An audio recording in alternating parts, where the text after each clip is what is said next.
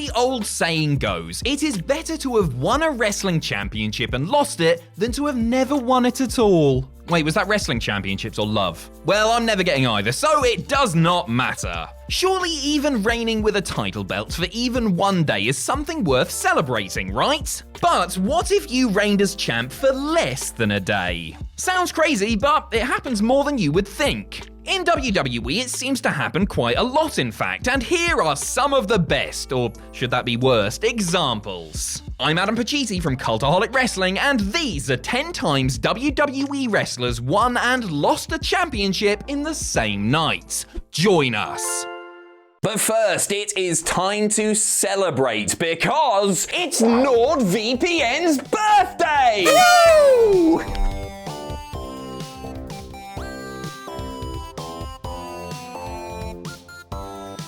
Cheers to Nord for sponsoring this video. We at Cultaholic truly believe that Nord is the best service of its kind. But don't just take my word for it, because Nord was actually named one of Time Magazine's 2022 Best Inventions. Gonna argue with Time, are ya? So, here is how I use Nord. Obviously, I live in the United Kingdom, but with NordVPN, I can set myself to be anywhere in the world virtually and access content from those regions. So, this means if I fancied it, I could set myself to be somewhere in the world virtually and sign up for a certain sports entertainment network for a fraction of the price. Or, if I happen to live in the United States, I could sign up for that sports entertainment network even though it doesn't properly exist as it did in the United States before. All of the suplexes, pile drivers, and hurricane ranas you could want for a fraction of the price. Oh, and it works for plenty of other on-demand services too. It costs the equivalent of a cup of fancy coffee every month, a small price to pay for complete peace of mind when it comes to cybersecurity and access to a whole range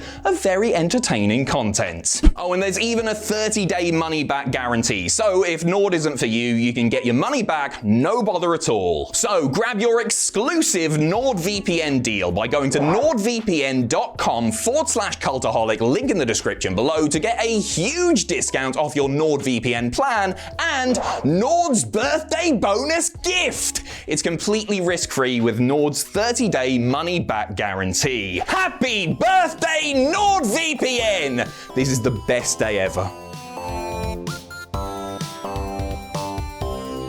Number 10, loads of hardcore and 24/7 champions, all the time. This might seem a little bit like cheating, but we couldn't do a topic like this and not mention the championships whose sole purposes were to be won and lost in rapid fashion. The WWE Hardcore Championship was first introduced in 1998 as a gift to Mick Foley. When Crash Holly won the title in February of 2000, he brought in the 24/7 rule, meaning that the belt could be won at any time and in any place, so long as a WWE ref was present. The title changed hands a whopping 239 times over its 4-year lifespan, with 24 different wrestlers holding the gold for less than a day. This served as the inspiration for the 24/7 Championship, which was introduced by Mick Foley this time. That belt had a similar anytime, anyplace rule in effect, although the comedy surrounding it felt watered down at best and doused in gasoline at worse. This time, a staggering 40 different wrestlers all held the title for less than 24 hours in total. You might say that statistic renders the title completely worthless,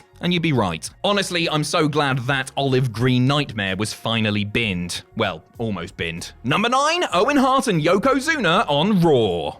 We are only 2 entries in, and things are about to get wacky. As in Your House 3, Shawn Michaels and Diesel won the WWE World Tag Team Championships from Yokozuna and Owen Hart. For some reason, Hart didn't show up at the beginning of the match, so Yoko instead teamed up with the British Bulldog. However, Owen arrived partway through the match and got pinned, losing his team the titles despite not officially being in the match. Then, the next night on Raw, the belts were given back to Hart and Yokozuna as a result of the screwy finish, only for the Smoking Guns to win them the same night. The likely answer is that WWE wanted to promote the huge matchup, Michaels and Diesel were Intercontinental and WWE Champion respectively, without properly having to switch the titles. Still, all that confusion for the main event of an in-your-house show that barely anyone remembers these days? Sounds like a waste of time to me, but what do I know? Number 8, Dakota Kai and Raquel Gonzalez on NXT. After winning the first ever all-female Dusty Rhodes Tag Team Classic, Dakota Kai and Raquel Gonzalez, now Rodriguez on the main roster, got a shot at the WWE Women's Tag Team Championships. Their match with Shayna Baszler and Nia Jax ended controversially, and so, rather than having to deal with Kai and Gonzalez whining all the bloody time, NXT General Manager William Regal simply decided to create his own version of the belts. Yeah, because that is a lot simpler than giving them a rematch. As a result, the NXT Women's Tag Team Championships were born and awarded to the Dusty Cup winners on the March 10th, 2021 episode of NXT. However, there was a caveat. They would need to defend them against Ember Moon and Shotzi Blackheart that very same night. Surely this was just a way to give the new titles some heat and legitimize the first champions, right? Wrong! Moon and Blackheart won the belts immediately. I mean, why not just make the match for the inaugural championships instead of faffing about by making Kai and Gonzalez the champions for about an hour and a half? But like I said before, what do I know?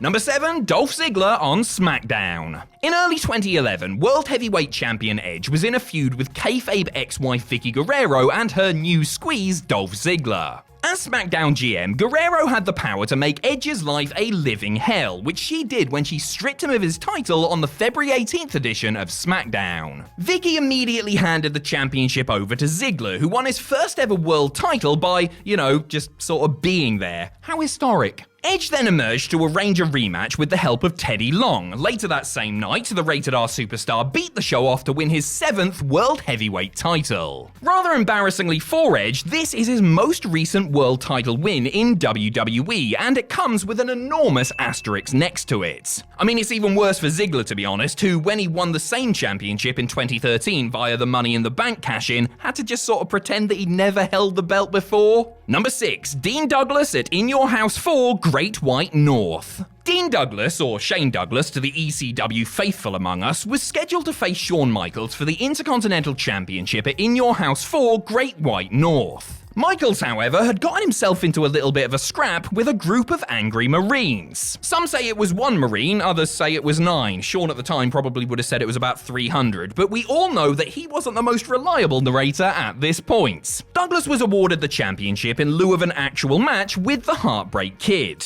Shawn may have been unable to compete, but the Clique moves in mysterious ways, and Douglas wouldn't hold the gold for long. The strap was immediately put on the line in a match between Douglas and Razor Ramon. 11 or so minutes later, Ramon had beaten Douglas and was IC champ for the 4th time. Maybe this would have been fine had this sparked a program between the two where Douglas won the championship back. However, not only was this his only time with the belt, but it was his only championship reign of a rather dismal run. Number 5, John Cena and The Miz on Raw. John Cena has won tag team gold with some really random partners. Shawn Michaels, Batista, David Otunga. The words one of these things is not like the other comes to mind. His other co-champion is The Miz, with whom Big Match John won the titles on the road to WrestleMania 27. That road took a strange turn when the pair teamed up to face WWE Tag Team Champions The Core on the February 21st, 2011 episode of Monday Night Raw. Heath Slater and Justin Gabriel, who themselves had only just won the titles the previous night, found themselves drawn into the main event storyline for the upcoming Mania, where Cena was set to face The Miz for the latter's WWE title. But how will they coexist? As it turns out, quite easily, as the makeshift pair won the titles in just over 3 minutes. Their relation was short-lived, mind, as the Core invoked their rematch clause right away. Another 10 or so minutes later, and after The Miz turned on his partner, Slater and Gabriel were champions once again. Guess they couldn't coexist after all. Number 4, Randy Orton and Triple H at No Mercy 2007. No Mercy 2007 was supposed to be headlined by John Cena facing Randy Orton for the WWE Championship. This was before WWE drove that rivalry into the ground like a tent peg, by the way. In a late twist in the tale, Cena tore his pec in the week leading up to the show. Rather than have the Viper fight someone else, No Mercy opened with Mr. McMahon simply awarding the Apex Predator his first ever WWE Championship. And then, things got nutty. Triple H came down and demanded a match for the gold, which he received and which he won. Later that night, the Game beat Umaga in another title match before facing Randy Orton once again in a last man standing match to close out the show. Orton was able to beat the Cerebral Assassin and win his title back, making him the first and only person in history to win, then lose, then win the prestigious title in the very same night. I mean, all of the options on the table, WWE went with this one? Number 3, Rey Mysterio on Raw. Poor Rey Mysterio. He's had some awful luck over the years. His knee is given out more times than many thought humanly possible. He had his eye removed via the medium of ring step. His giant son keeps beating him up. When will the sadness end? Perhaps the cruelest thing to happen to Ray is when he had the WWE title snatched away from him in 2011. After CM Punk walked out of the company with the WWE Championship, a tournament was set up to determine the first holder of a new version of the belt. Mysterio beat Miz in the final, only to be attacked by Alberto Del Rio, who failed with a cash-in attempt. Later on in the evening, newly appointed COO Triple H put Ray to work once more by booking him to defend his title against John Cena in the main event. To be fair, Mysterio and Cena both agreed to it, like the good sporting babyfaces they are, and it was deemed only fair since Cena hadn't received his rematch after Punk's walkout. Cena then won the match, as is his style, rendering Ray's reign a mere 2-hour footnote. Anyone asking for a John Cena heel turn? Here it is. Number 2, Daniel Bryan at SummerSlam 2013.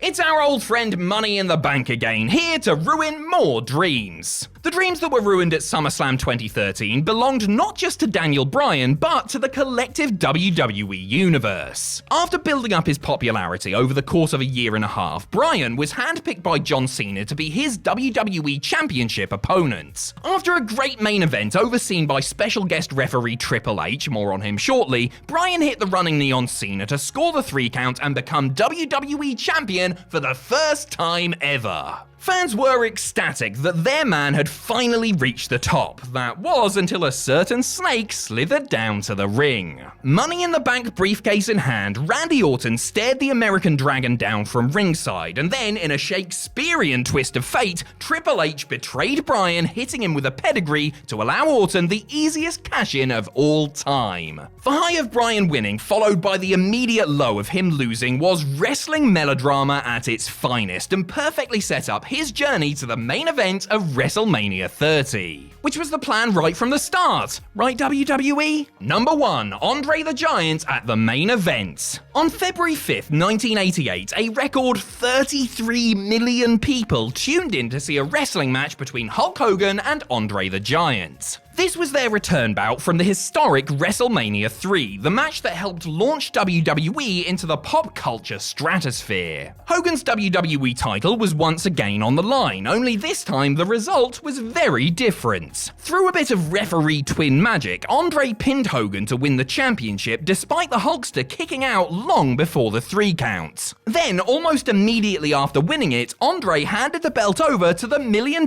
Man Ted DiBiase. DiBiase had struck a giant-sized deal with the giant-sized man to purchase the winged belt. I mean, that 156 beers per sitting habit wasn't going to pay for itself now, was it? In the aftermath of this entire debacle, WWE president and gangster extraordinaire Jack Tunney declared that the title was now vacant and a new champion would be crowned at WrestleMania 4. In doing so, Tunney completely nullified Ted's reign and officially ended Andre's one at just 1 minute and 48 seconds. The biggest man in wrestling held its biggest title for the shortest ever length of time. If irony were beers, we would be drinking 156 of them right now.